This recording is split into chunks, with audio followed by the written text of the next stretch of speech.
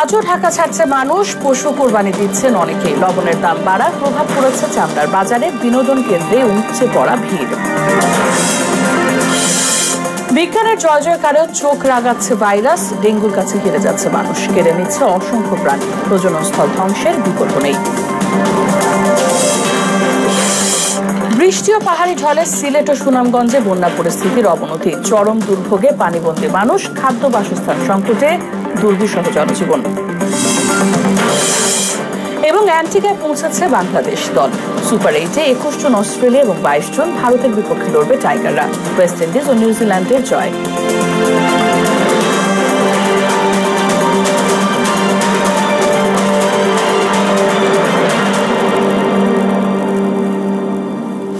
আসসালামু আলাইকুম, সবাইকে স্বাগত মোহনা সংবাদে। শুনছিলেন শিরোনাম, পুরো সংবাদের সঙ্গে আছে বাসিদা সুলতানা রিঙ্কু।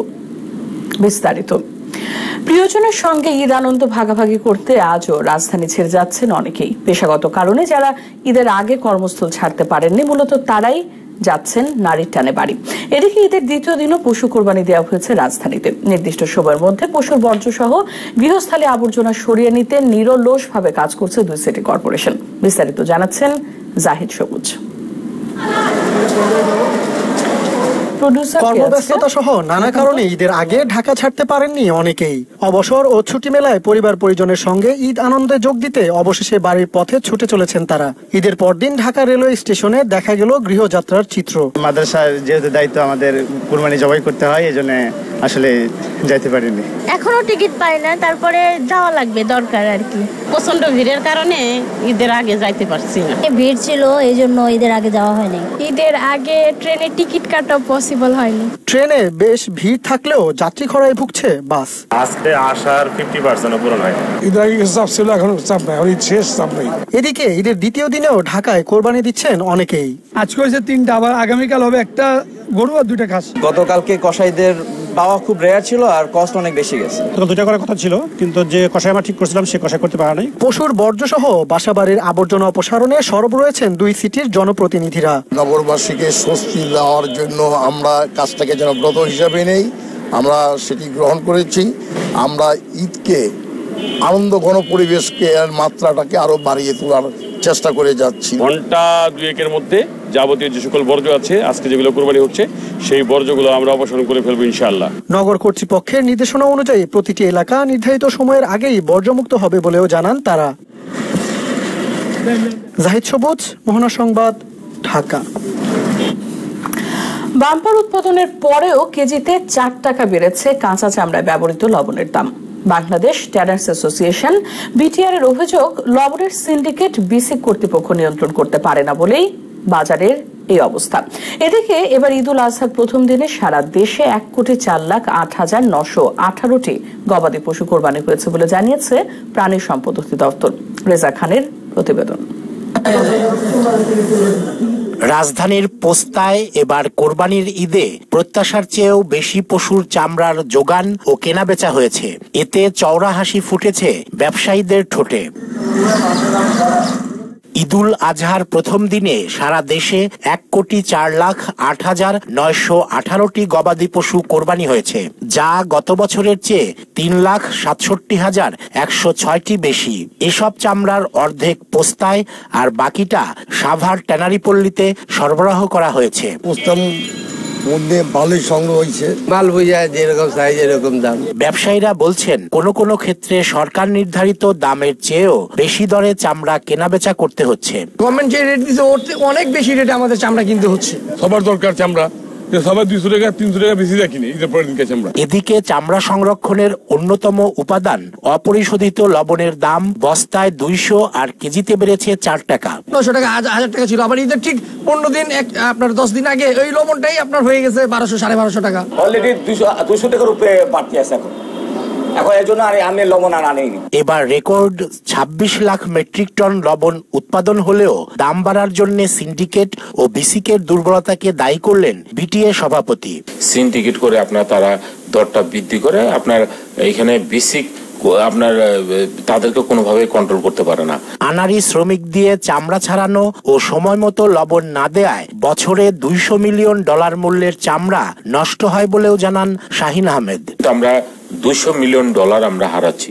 রেজা খান, মোহনা সংবাদ, ঢাকা।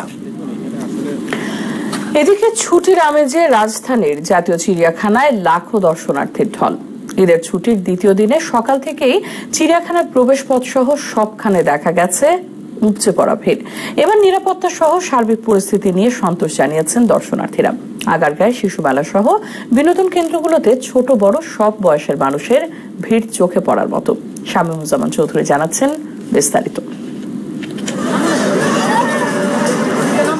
প্রিয়জনদের সঙ্গে ঈদ আনন্দ উপভোগ করতে রাজধানী ছেড়েছে বেশিরভাগ মানুষ। তবে যারা ঢাকায় আছে ঈদে তারাও ছুটছেন বিনোদন কেন্দ্রগুলোতে। আগারগাঁওয়ে শিশু মেলায় বড়দের তুলনায় কোমলমতি শিশুদের উপস্থিতি অনেকটাই বেশি লক্ষ্য করা গেছে।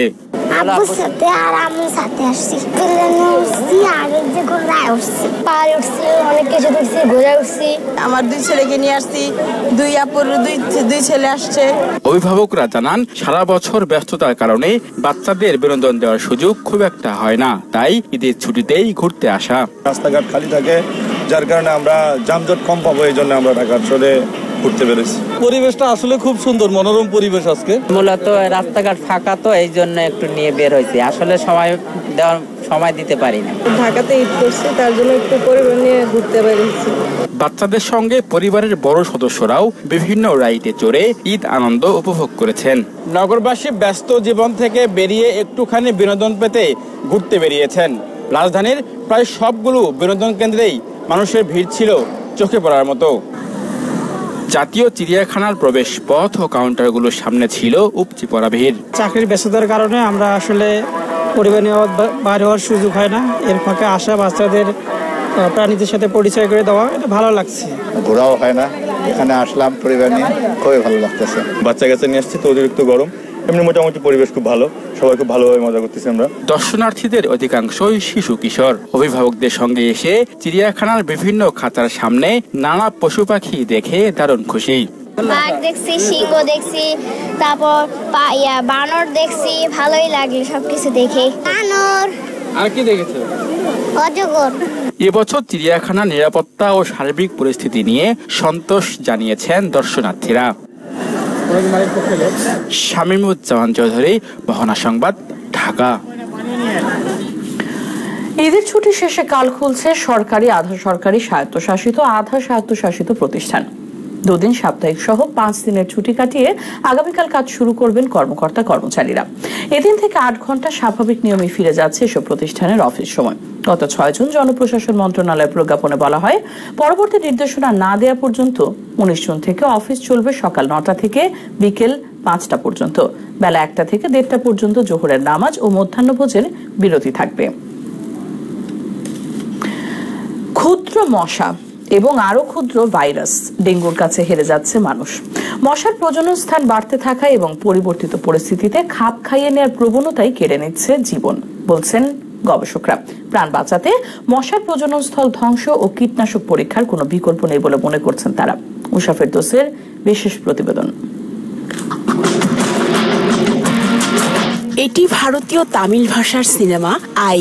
এখানে প্রতিপক্ষ শত্রুকে ঘায়েল করতে কোনো অস্ত্র কিংবা সংঘাতে যায়নি, ব্যবহার করেছিলেন একটি ভাইরাস। তাতেই হাতে গোনা কয়েকদিনের মধ্যেই নায়ক পরিণত হয় বৃদ্ধ কুজোতে। দেখানো হয় এভাবেই সমাজ সভ্যতা ধ্বংস করতে কোনো অস্ত্র নয়, একটি ভাইরাসই যথেষ্ট। বাংলাদেশে এখন পর্যন্ত 123 প্রজাতির মশার অস্তিত্ব পাওয়া গেছে। এর মধ্যে ঢাকাতেই 14টি প্রজাতির মশা পাওয়া যায়। এর মধ্যে ডেঙ্গু ছড়া এডিস মশার 2টি প্রজাতি। সেই 2 মশার কাছেই হেরে যায় মানুষ। যেভাবে ডেঙ্গু আক্রান্ত রোগী সংখ্যা বাড়ছে এবং মৃত্যু হার ঘটছে, এটাতে আমরা বুঝতেই পারতেছি যে আমাদের মশাগুলো কোনোভাবে রেজিস্ট্যান্টও হয়ে যাচ্ছে এবং এটার অনেকটা কারণ হচ্ছে আমাদের নিজেদের কিছু গাফিলতি আছে। মানুষ কেয়ারফুল হয় তাহলে ডেঙ্গু আমার মনে হয় অনেকটাই কমে আসবে। আগের জেনারেশনের যে কয়েলগুলো বা হচ্ছে সাধারণ যে পেস্টিসাইডগুলো, এগুলোর মশার বিরুদ্ধে তেমন কাজ করতে পারে না। গেল বছর শুধুমাত্র সরকারি হিসেবে ডেঙ্গু আক্রান্ত হয়ে মৃত্যু হয়েছে 1705 জনের। চলতি বছর মৌসুম শুরুর আগেই হাসপাতালে সাদা বিছানায় যন্ত্রণায় কাতর হাজারো মানুষ। একদিকে এডিস মশার ঘনত্ব বেশি, অন্যদিকে রোগীর সংখ্যাও বেশি। এজন্য গত বছরের তুলনায় এবার আক্রান্তের হার বাড়তে পারে। ক্লাইমেট চেঞ্জের কারণে, ক্লাইমেটিক ইনফ্লুয়েন্সের কারণে এর বংশ বিস্তার বেড়ে যায়, গরম বেড়ে যাচ্ছে, এতে করে মশার বংশ বিস্তার বেড়ে যায়। গরম তো কোন এক্সটেন্টে, যদি এখন 35 বা 37 পর্যন্ত ভালো প্রোডাকশন হয় সবকিছু, যত অর্গানিজম আছে। আমরা যারা কেমিক্যাল বিপণনের সাথে জড়িত, আমরা যারা আমদানি করি, কোন কেমিক্যাল নিয়ে আসি সেটা চেক করা দরকার, সেটা কোয়ালিটি কেমন সেটা আগে কনফার্ম করা দরকার। এক্স্যাক্টলি যেই কেমিক্যালে মশাটা মরে সেই কম্পোজিশনটা আছে কিনা সেটা তো আমরা কোনোদিনও কেউ চেক করি না। 2000 সালে শুরু হওয়া ডেঙ্গু নিয়ন্ত্রণে আর কত বছর অপেক্ষা করতে হবে, এমন প্রশ্ন স্বজনহারা আর শঙ্কায় থাকা মানুষের। উষা ফেরদৌস, মোহনা সংবাদ, ঢাকা। পাহাড়ি ঝড় ও বৃষ্টি অব্যাহত থাকায় সিলেট ও সুনামগঞ্জের বন্যা পরিস্থিতির অবনতি হয়েছে, তলিয়ে গেছে বিস্তীর্ণ জনপদ।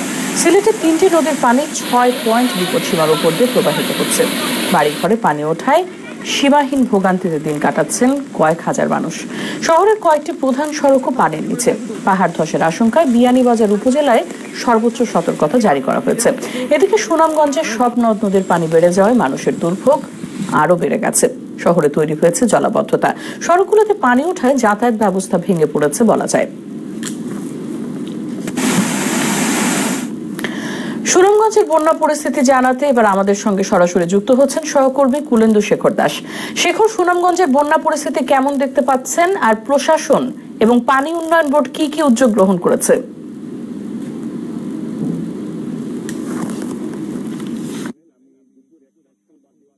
কিন্তু বলেছিলাম যে সুনামগঞ্জে পানি উন্নয়ন বোর্ডের যে সূত্র, সেই সূত্র মতে সুনামগঞ্জের সুরলগ্রস্ত সুরমা নদীর পানি বিপদসীমার 66 সেন্টিমিটার উপর দিয়ে প্রবাহিত হয়েছিল।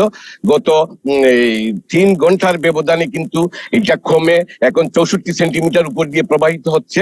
গত 24 ঘন্টায় সুনামগঞ্জে 65 মিলিমিটার বৃষ্টিপাত রেকর্ড করা হয়েছিল এবং সাতকে সুরমা নদীর পানি কিন্তু 155 সেন্টিমিটার উপর দিয়ে প্রবাহিত হচ্ছে। আমি এই মুহূর্তে দাঁড়িয়ে আছি সুনামগঞ্জের উকিলপাড়াস্থ এলাকায়। আমি আপনার মাধ্যমে একটু দর্শকদের দেখানোর চেষ্টা করছি যে আপনারা নিশ্চয়ই জানেন পানি উন্নয়ন বোর্ড কিন্তু সতর্কতা জারি করেছে যে আগামী 48 ঘন্টা আরো বৃষ্টিপাত অব্যাহত থাকবে। যদি বৃষ্টিপাত অব্যাহত থাকে তাহলে 2022 সালের যে ভয়াবহ স্মরণকালের ভয়াবহ বন্যা হয়েছিল সেই বন্যায় রূপ নিতে পারে।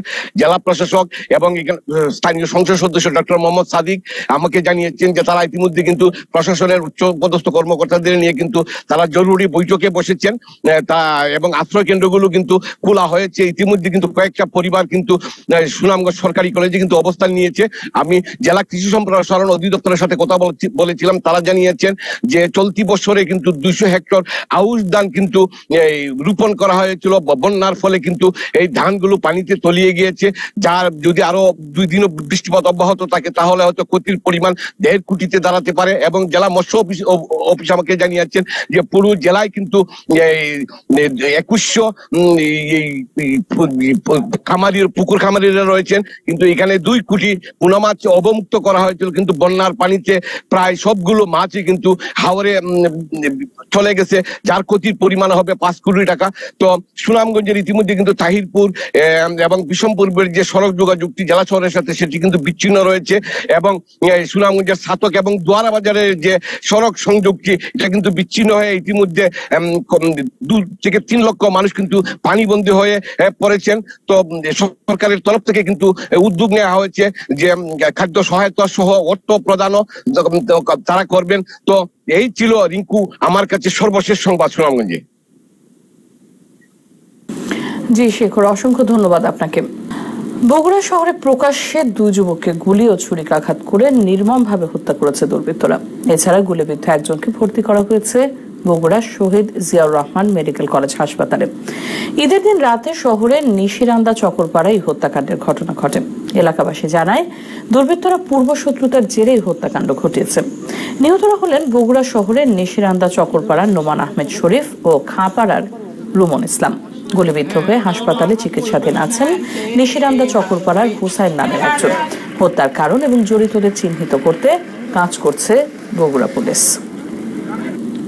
আমরা যাচাই বাছাই করছি আসলে কে কিভাবে কি ঘটনার সাথে জড়িয়ে গেল এবং এই ঘটনাগুলো কিভাবে ঘটলো তো প্রাথমিকভাবে আছে এবং এই মুহূর্তে সে বলার মতো কিছু নেই। আমরা আমাদের তদন্ত শুরু করেছি আমরা এবং চেষ্টা করছি যে মূল বিষয়টা জানার জন্য। শেষ করব সংবাদ, তবে যাবার আগে শিরোনামগুলো আর একবার।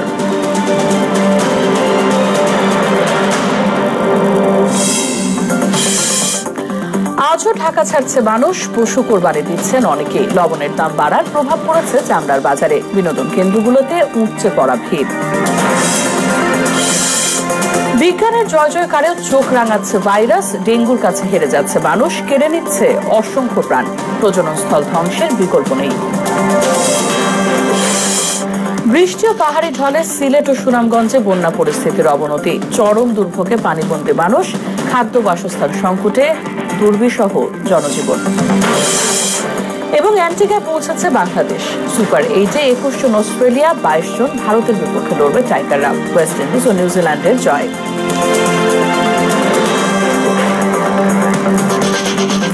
এই ছিল সংবাদে। পরবর্তী সংবাদ রাত 9টায়। মোহনার সবশেষ খবর জানতে ভিজিট করুন www.mohna.tv। সংবাদ দেখতে পারেন ফেসবুক ও ইউটিউবে। সঙ্গে থাকার জন্য অসংখ্য ধন্যবাদ।